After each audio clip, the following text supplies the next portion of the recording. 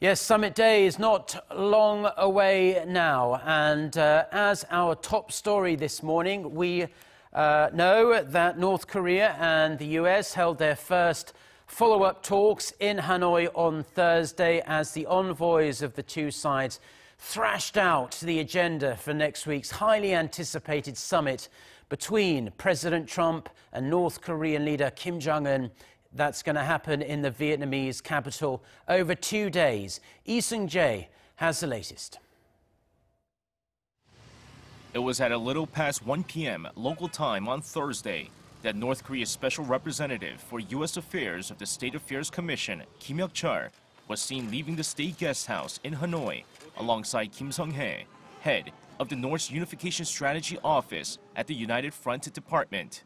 Shortly afterwards, Kim arrived at the hotel where his American counterpart Stephen Biegun is staying for their first face-to-face discussions in 2 weeks.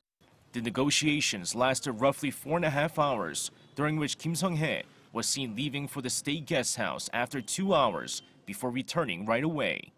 It's expected the two sides discussed the summit agenda and may have also discussed the contents of the Hanoi Declaration set to be unveiled after next week's summit.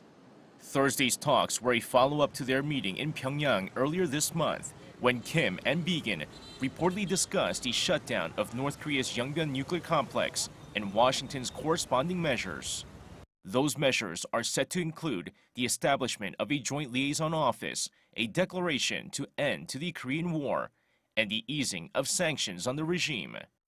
A senior U.S. official on Thursday stressed that the U.S. will eventually need a full inventory of North Korea's nuclear arsenal well before the end of the denuclearization process, adding that for now, the immediate priority is to freeze all of North Korea's weapons of mass destruction and missile programs.